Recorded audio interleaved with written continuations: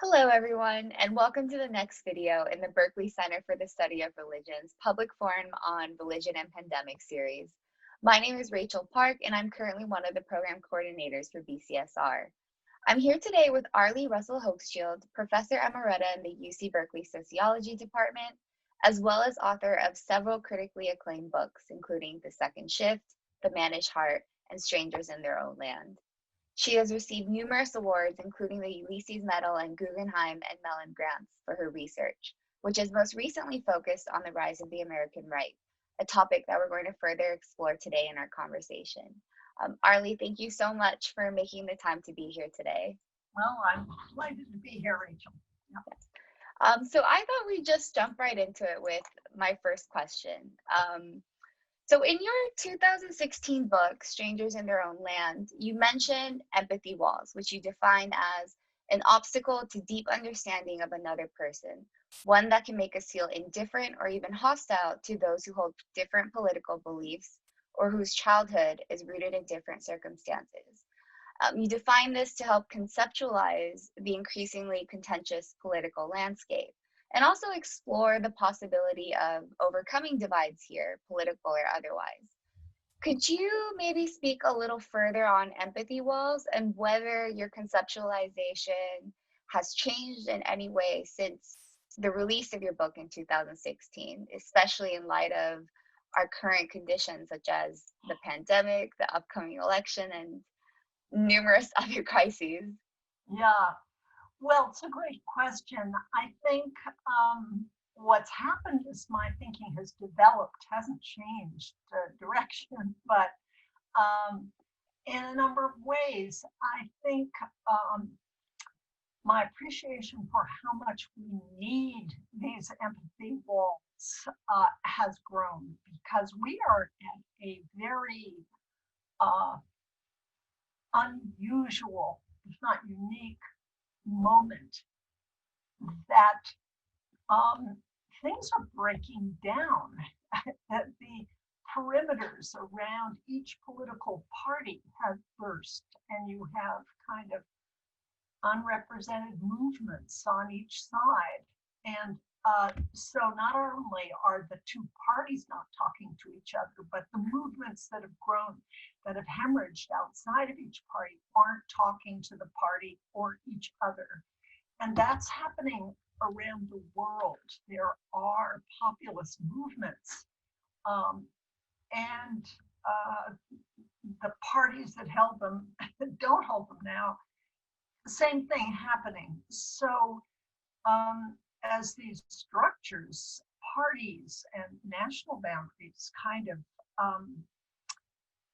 break down, so the need for bridges of all sorts at many levels has increased. So just the need for bridges, as it's clear to me now. And also we have to clarify the purpose of an empathy bridge. Is it just to get people to find common ground, or even just to establish a kind of a civic floor on which to disagree?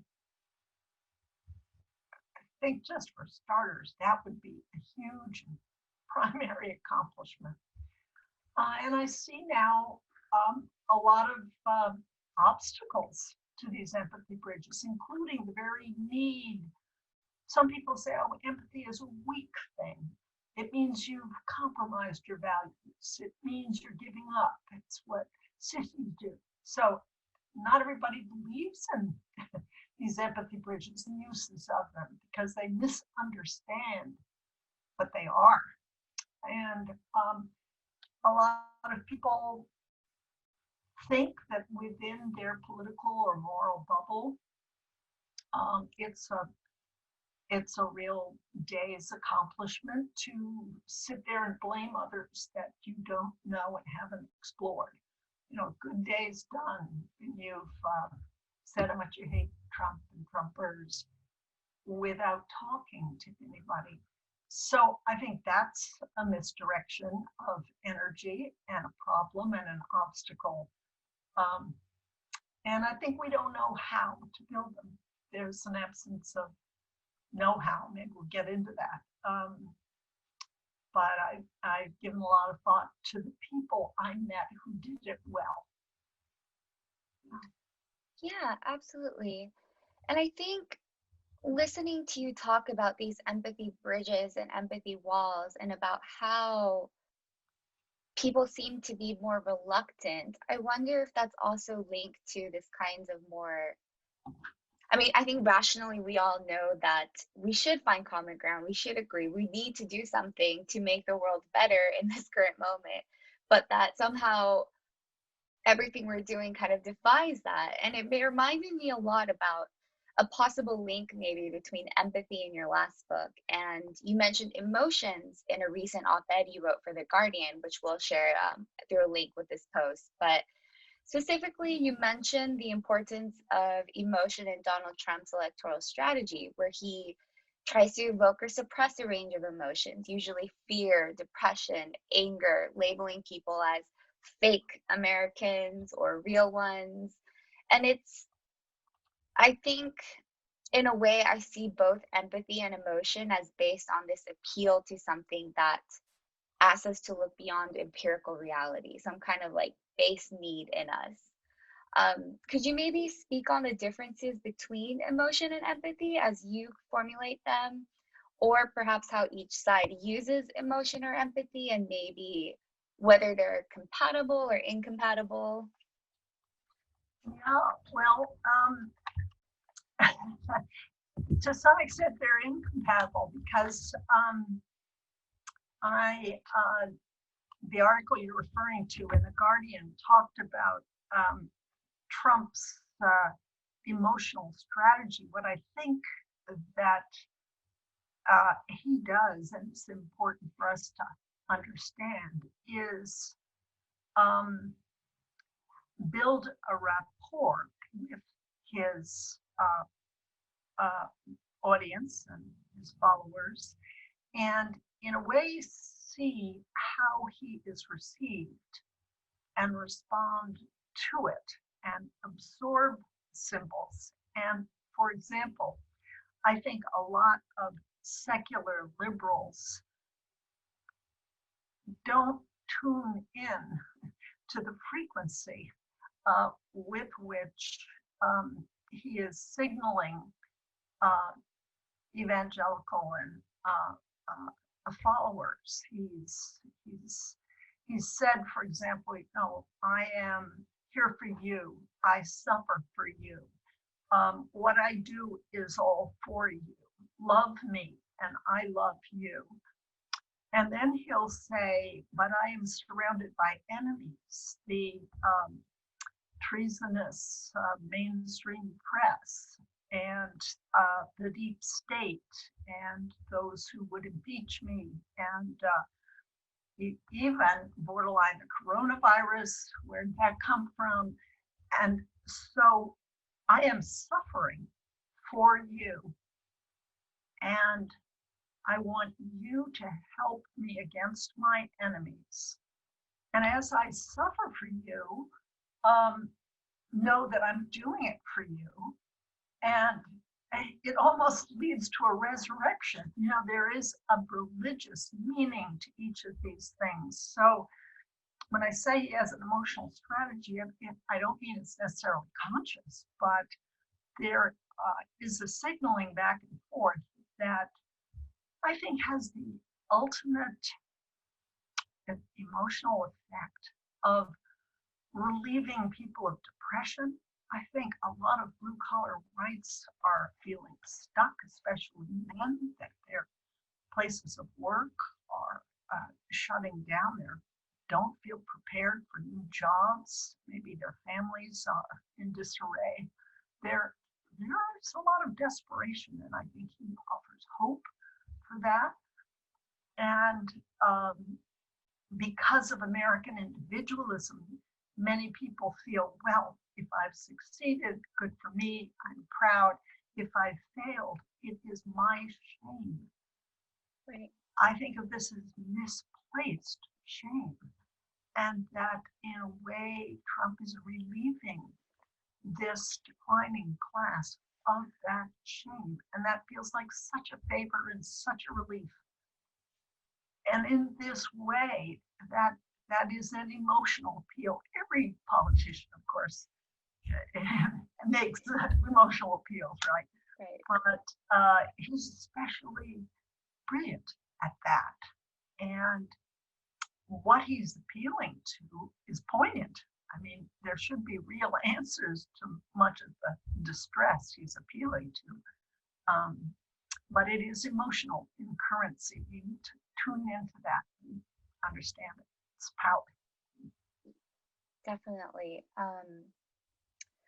I guess in a way, I have been kind of talking about these people as sort of separate entities. I keep saying like these other voters that do vote for Trump as someone who does not personally.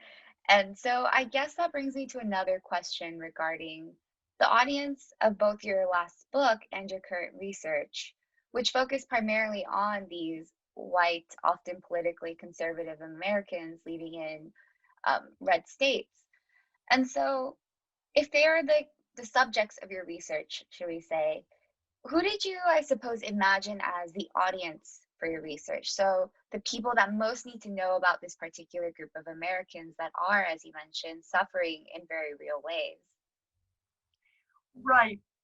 I meant it for both sides. Mm-hmm. Actually, meant it for the people that I wrote about. I sent them copies of the books, and 3 weeks later went down and put on dinners for them and hoped that they felt I accurately had described them. Um, so that um, and also liberals. Hey guys, these people, you're wondering why Trump was elected. This is why I invite you into their world um, to co-understand it with me.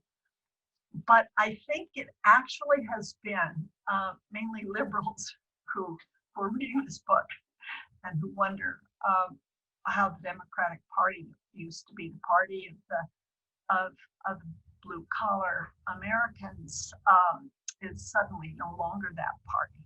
And I think they've read the book looking for clues to that question. I've also been invited to speak to the Democratic membership, full membership of the House of Representatives twice, and with a select group of liberal activists within the House. And so I think that's been an audience. I went down to Hollywood, was invited to talk to script writers and tell them, watch out for insulting blue collar whites. You're pushing them into Trump camp. And they didn't want to hear it. But anyway, those have been my audiences. Yeah, no, it seems interesting because I think that there is an increased desire to understand this group of people you described, but I don't think that there has been very much commensurate actively reaching out the way perhaps that you went out and spoke to them. So I'm thinking here of like Hollywood that wants to portray these people on screen, but not necessarily do the groundwork of actually talking to them themselves. Um, and it does, I think, point to the difficulty of scaling these empathy walls or even constructing empathy bridges. And yet it also makes me wonder whether empathy walls are necessarily constructed equally across groups of people. So more here, I'm thinking more specifically about the Black Lives Matter movement, the murders of George Floyd, Breonna Taylor, and of course, countless other Black people who have, both historically and in the contemporary moment, struggled to receive empathy, both from institutions and from individuals. And so I suppose a question that I have is, as we hopefully, and I think a lot of us are, work to empathize more with this group of white, rural, and poor voters, what are some ways that we could perhaps ask for or promote a kind of return of greater empathy? Or maybe here what I'm pressing against is if there are limits on a theory of empathy for overcoming various divisive factors such as race. Yeah, why aren't they empathizing back? You know, this Yeah. question, wait a minute, is this two-way or one-way? Yeah. Um, well, it's interesting that I think it is one way. People have often asked me, well, did they ask you questions about your own life? No, not really. Uh, what they were very eager to be heard. And So we need something more on that. Actually, I'm currently uh, uh, collaborating with a film, a documentarian, African American, who is, and what we're trying to do is get both kind of perceptions as it leads up to the election. So before the election, after the election, on up to the inauguration, how are both sides seeing it, with a hope of a kind of getting a more evenly two-sided kind of picture going. So that's, yeah, you know, there are groups within this white bloc, and I'm doing new research on that, a group called Rednecks for Black Lives. And I think it would be great to get groups like that, to give them an audience and say, hey, good for you. How's it going? How can we help? Because I talked to one woman who is the granddaughter of a coal miner. And she said, do you know the origin of the word redneck? It comes from the Battle of Blair Mountain in 1921. Enormous thousands of mine workers who were union workers struck the coal mines, horrendous conditions at the time. And they got these they were paid in script, not in dollars, as so that they couldn't spend that anywhere else, and the company could raise the price of your kerchief, your shirt, anything, the food you ate.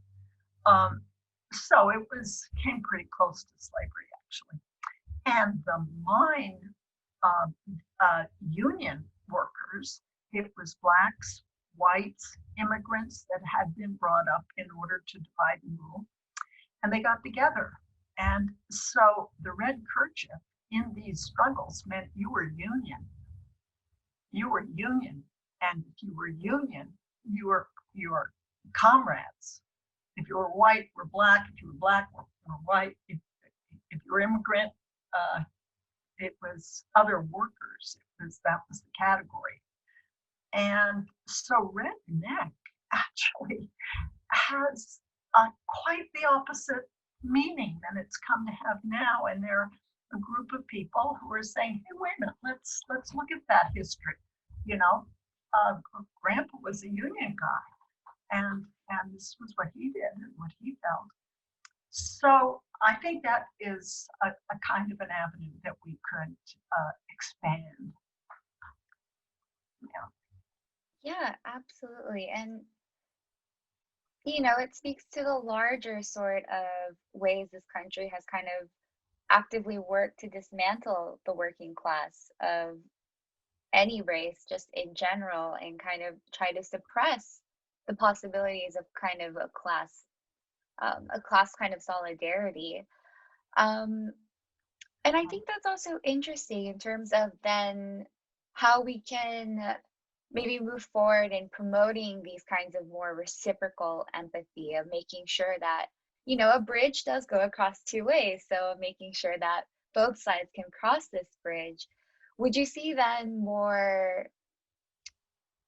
perhaps like grassroots movements like this of like these rednecks for Black lives as one possibility, or do you think that there needs to be some kind of more institutional change at like a higher level? I guess I'm just curious. Yes, I think both. I think this is a way of seeing what the ground is like, what the possibilities are, and then we need to build to more institutional level.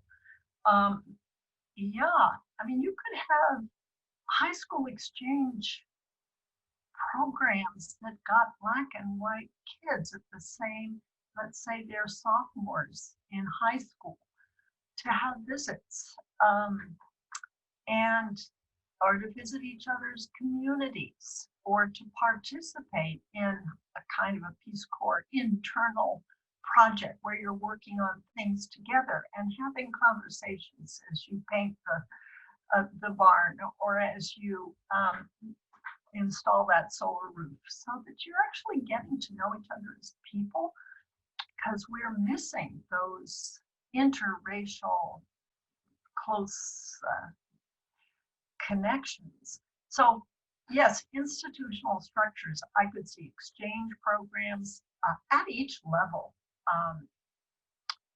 And it's yet to be done. Yeah. Right.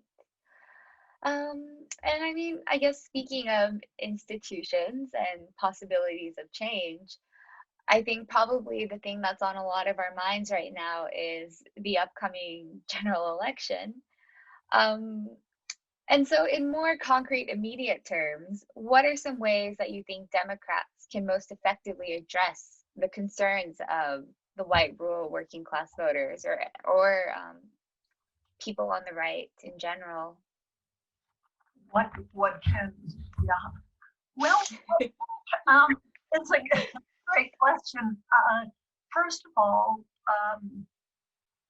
I think Biden can say, look, I'm your guy. I'm the long distance runner.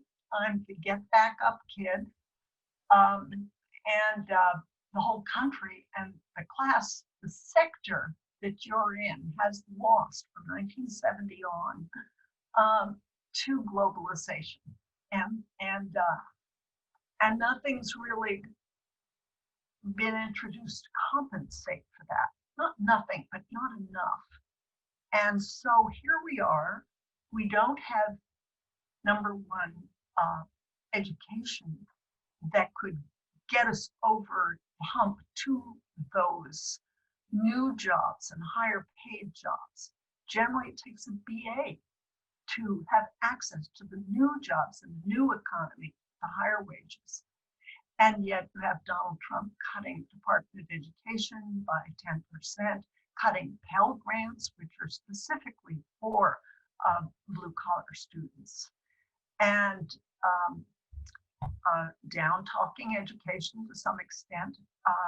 So, first of all, Biden could say, the Democratic Party could say, look, we're going to make it easy. And he is saying that community college should be free.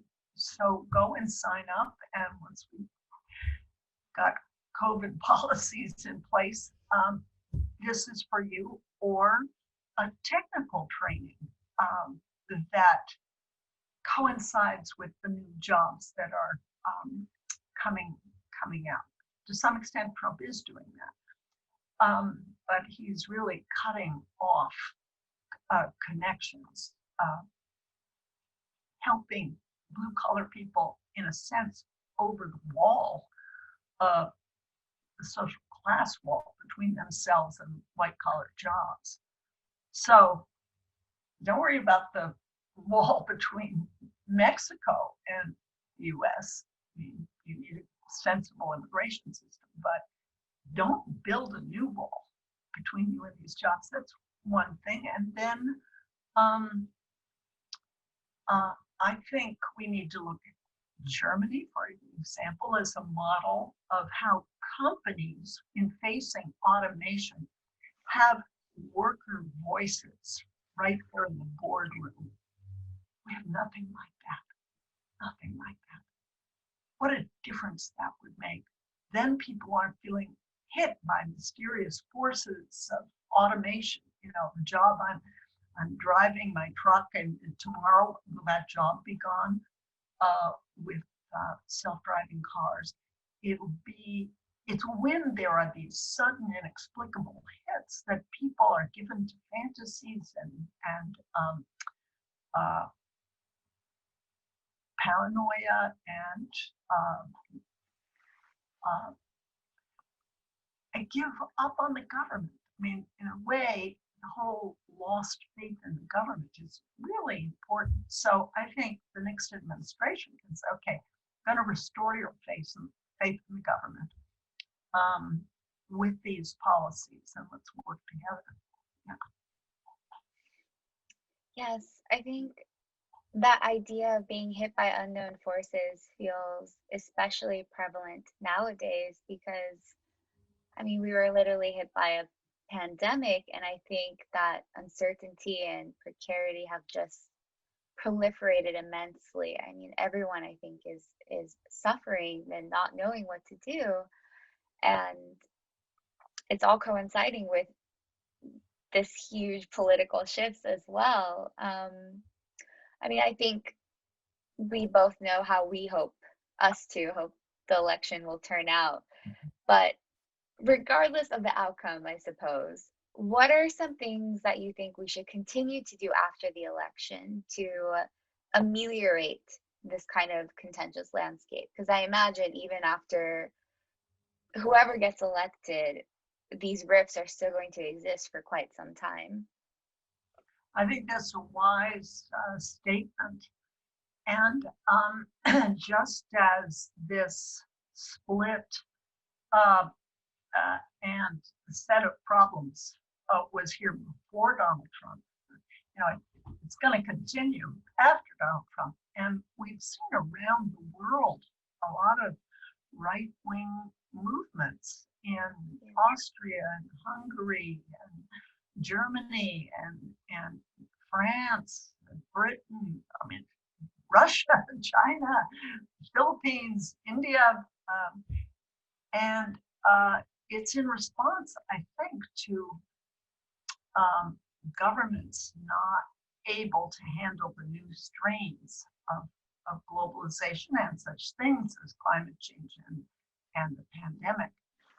So it's a huge challenge, but it's one that I think we can meet, but it's going to take really effective government, a lot of government outreach, and good intention and honesty and humility. A lot of people I've talked to feel humiliated. They feel that the powers that be are contemptuous of them. Um, and I think that has to turn around. That most basically has to turn around. You know, I think part of the answer is to look at the local level in poor communities and find where the good news is, where are the creative answers, and give them visibility and support. So don't say, oh, I'm coming in with my creativity to answer your problems. But say, okay, who are your best people on the ground? I'll give you an example. In Pikeville, Kentucky, people have worried that their loved ones who are sick with COVID or in a nursing home can't talk to their own relatives. So they built, somebody got the project to get a bunch of booths. And the people in the nursing home are now, laminating the pieces of wood that are being used to build booths where they can have visiting places. What a great idea. And it's employing people, and it's for an obvious social purpose. Things like that. You can say, I can see that. It's a good idea. You have it. We'll help. I think that's the way to Yeah, I mean, I'm happy that we could end on a hopeful note and a piece of good news for the future. I think our discussion today has been really enlightening, at least for me, and hopefully for others too. And it provides some clarity in very unclear times. So thank you so much again for being here. And it was such a pleasure speaking with you. go. Yes, it was a great pleasure talking to you, Rachel.